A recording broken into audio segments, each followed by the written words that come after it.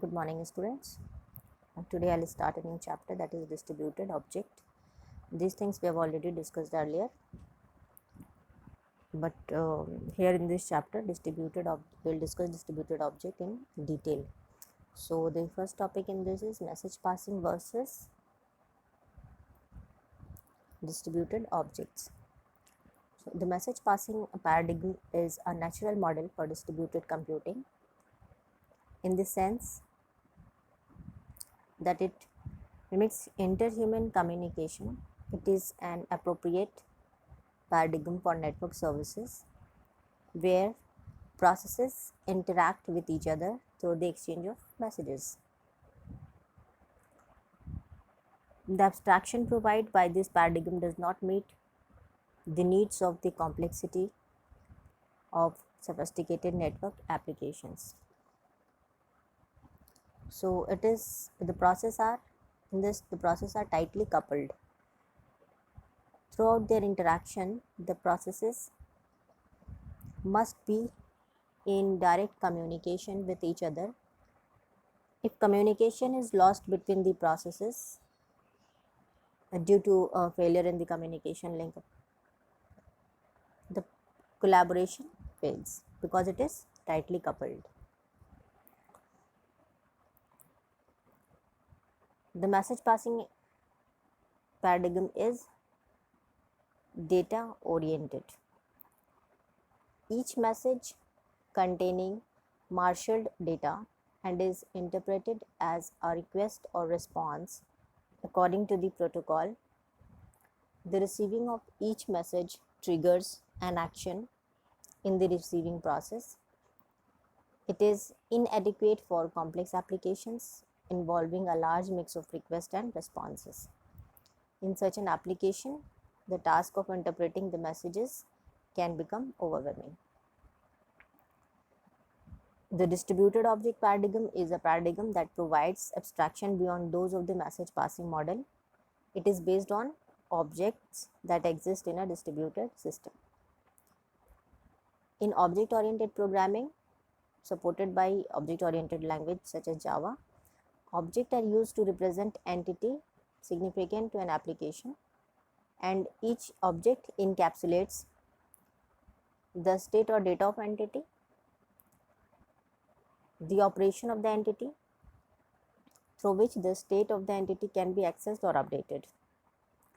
Local objects are those whose method can be invoked by a local process,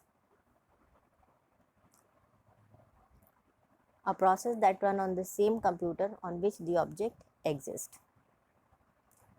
So a distributed object is one whose method can be invoked by a remote process, a process running on the computer connected through the network. This is the diagram which shows the distributed object paradigm. A process running in a host A makes a method call to a distributed object residing on the host B, passing with the call data for parameters, if any. The method call invokes an action performed by the method on host B, and a return value, if any, is passed from host B to A. A process which makes use of distributed object is said to be a client process of that object. The methods of the object called remote method to the client process. Next is distributed object architecture. So distributed object architecture, distributed object is provided or exported by a process here called object server. A facility here called an object registry must be present in the system architecture for distributed object to be registered. To access distributed object, an object client look up the object registry for reference to the object. This reference is used by the object client to make a call to the method. Logically, the object client make a call directly to remote method, but the call is handled by a software component called client proxy. which interacts which with the software on the client host that provides the runtime support for distributed object system. The runtime support is responsible for the inter-process communication needed to transmit the call to the remote host, including the marshalling of the argument data that needs to be transmitted to the remote object. A similar architecture is required on the server side, where the runtime support for distributed object,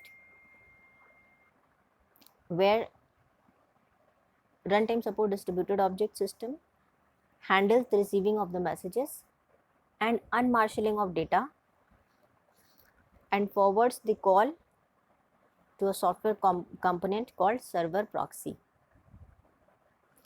The server proxy interfaces with the distributed object to invoke the method call locally, passing in the unmarshaled data for the arguments.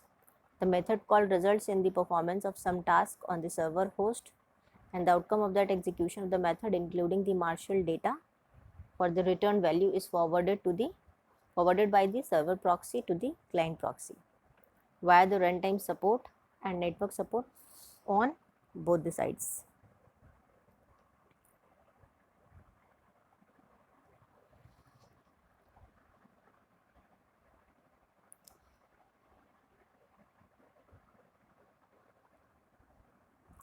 Next is distributed object system. The distributed object paradigm has been widely adopted in distributed applications, for which a large number of mechanisms based on the paradigm are available. Among the most well-known of such mechanisms are Java remote method invocation,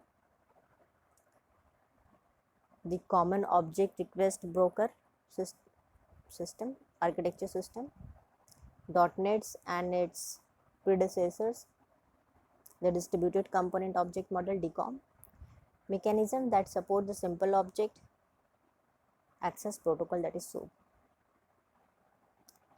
Among these, the most straightforward is the Java remote method invocation. So these are the few topics of the distributed object chapter. So go through this. I hope you are able to understand, and in the next session we'll continue this chapter with remote procedure calls. Thank you.